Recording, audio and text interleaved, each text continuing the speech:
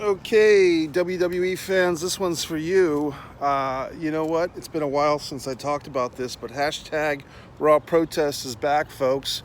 Some of you have already joined the silent movement that is hashtag Raw Protest. And why is it called Raw Protest? Because Raw, quite basically, has sucked. Maybe going back to 2017, it's really become unwatchable. And the ratings have proven that, and I know some of you people are going to jump in and say, oh, well, people don't watch television anymore. Well, they do if something good is on, right? So Raw has just sucked. Last week, what's today's date? May 9th, Sunday. So I'm giving you more than 24-hour notice, folks. I'm giving you like 28 or 29 hours notice. Don't watch Raw tomorrow night. If you watched it last week and it sucked, and the week before that it sucked, why waste another night of your precious life watching a horrible goddamn show? Why are you not realizing that every week you watch the show thinking it's going to get better, and every week it disappoints you? And then you go to turn on a podcast and listen how they analyze and review the show, and the consensus is always that it was horrible. So why not do something else? I'm out in the sun. I'm out in the sun and the fun, having a good time with my fucking life. Now, I know some of you folks are in cities throughout this country, throughout this world, that are experiencing this horrible goddamn pandemic. And I feel you. I hear you. You get the masks. You've got books. There's things you can do, places you can go to outdoors. Get a vaccine, start the process. I've been through the process. I've done videos about that. That's not why we're here. We're here to discuss this god-awful wrestling and how I'm trying to liberate you and free you from it. I think I just discovered a homeless shelter or something. Pretty wild. Got like a whole, I don't know if there's like homeless people back there.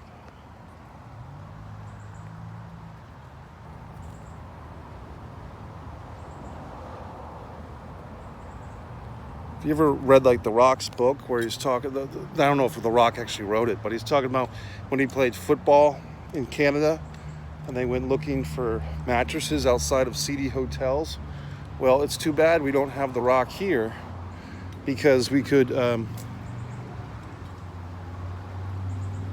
like The Rock on the Canadian football team could sleep on one of those mattresses, break out the Lysol and spray it down.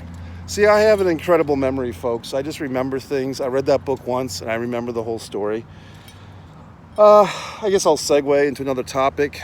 The Rock show, Young Rock. I have not watched a whole lot. I did watch the first episode. And then a friend of mine, a female friend, was telling me that she's been watching the show. She's not a big wrestling fan, but she was talking about the Hawaiian wrestling promotion war going on the show. And I said, I think that's actually the Ray Gunkel, Georgia wrestling war of the mid-70s, of like 74, 75, which in a way involved my buddy Ox Baker, because Ox was the wrestler who was attributed to killing Ray Gunkel.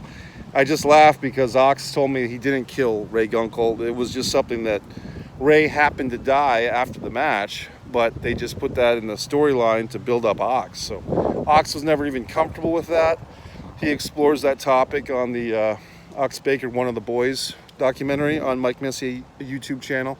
So if you're bored tomorrow night, if you get your dick in your hand and you're looking to watch wrestling, then put on my movie, Ox Baker, One of the Boys, Wrestling Son, another one of my films with John Cronus.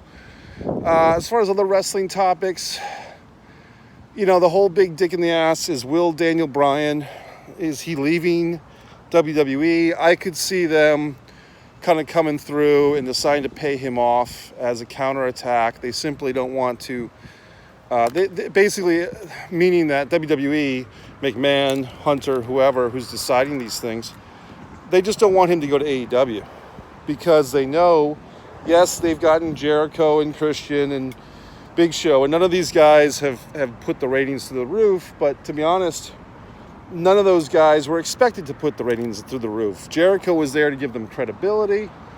But is Jericho in the last 5 or 10 or 15 years at WWE, is he a guy who really was a game changer as far as ratings? Not really.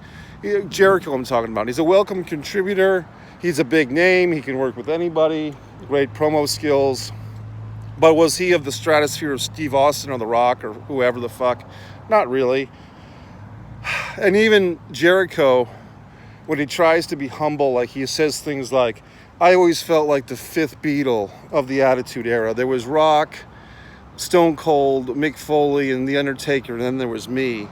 That's Jericho speaking. And then he always puts himself in that company and lists himself as number 5, when I even would question that, to be quite honest. You could put Kurt Angle in that conversation, although Angle came in later than Jericho. You could put a lot of guys, Kane, if you wanted to be generous. So, I mean, Jericho, great wrestler, great talent, but all these wrestlers always kind of overstate their own cause. It's marketing. They try to validate themselves. We go back to that Chelsea Green thing a few weeks ago with the artist, the Salsa Boy. I guess I mispronounced his name. I said Salsa Boy. His real name is, no, that's the way you say it, Salsa Boy. So I don't know how I was saying it. Sally Boy or something. Any fucking way. Other things I can bitch about, other topics. The Blood and Guts. Oh yeah, I forgot to mention, I went to the Blood and Guts. Obviously, if you watch this YouTube channel, a lot of people checked out the AEW live cam from me, just me doing my own thing with the phone. AEW has not given me a hard time about it. I guess they would be within their rights, but they never make an announcement, no camera phones. So I'm just providing an alternative view from the fans. I'm not, I don't have enough people to steal money from their table. Just to show you what it's like to be there in the audience. People are having a good time at the AEW shows. I'm starting to feel like, I guess, how I made WWE fans feel for the last few years, when I've been constantly shitting on the WWE, and now there's a whole contingent of WWE fans that are constantly shitting on AEW. And I give them the same fucking thought they gave me. Don't watch. If you hate AEW, if you find it disgusting, why are you watching? I wonder, I do like the Jim Cornette rants. Obviously, he's a good ranter. But why does Jim perpetually watch AEW if he's just going to hate it? And I guess that gives him material, his fodder for his subscribers and so forth. So it's just interesting to me that the pro wrestling world has gotten to this point where you see these videos like Jim Cornette comments on Bret Hart's comments on Triple H's career, or Kevin Owens comments on Jim Cornette's comments on Bret Hart's comments on Triple H's career. Do we have to have opinions on opinions? Apparently so, in the wrestling fucking world, that people need to make their opinions known about someone else's opinion. And I guess the question is, it's up to you or me or whoever the fuck to not watch these things and do something else constructive with our time management, fellows. You know what I mean? I do watch my share of wrestling and I do my share of videos, but I feel for a guy like my buddy Joe Cronin, who 4 or 5 times a week he's doing the Joe Cronin show, analyzing this god-awful WWE. And, my solution to the WWE conundrum as a loyal lifetime fan for any of you is watch the pay-per-views only. Watch only the pay-per-views, and you'll enjoy WWE a lot more. I watched WrestleMania. A friend of mine watched WrestleMania. We compared notes. We both enjoyed it, and neither one of us had watched Raw or SmackDown or NXT leading up to it.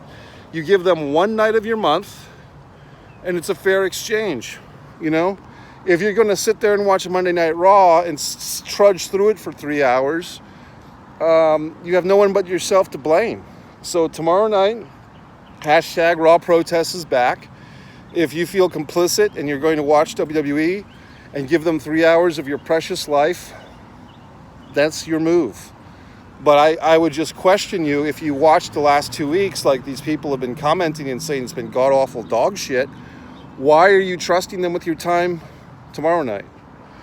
That's not on them anymore. That's on you. If they've hired the people, and people just say, oh, the writers are horrible. Who hires the fucking writers?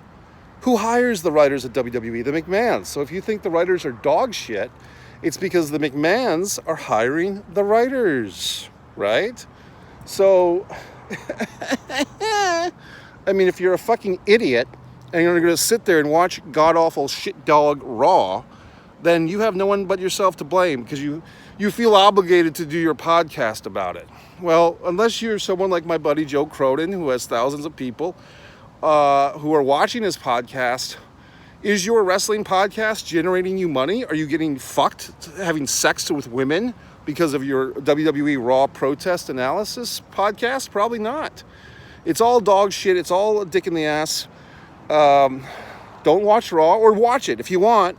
But if you go online after, or you're watching it and tweeting how god-awful the matches are, or why aren't they pushing Liv Morgan in a sports bra, or whatever the fuck else, question your own validity in life.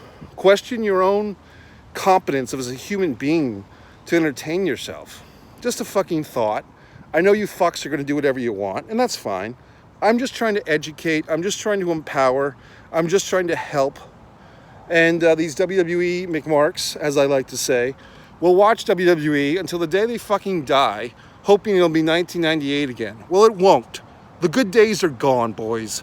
The good days of good WWE Monday Night Raw with Austin in the beer truck, it's over, okay? We have to get fucking beyond it. The WWE as a creative outlet is dead.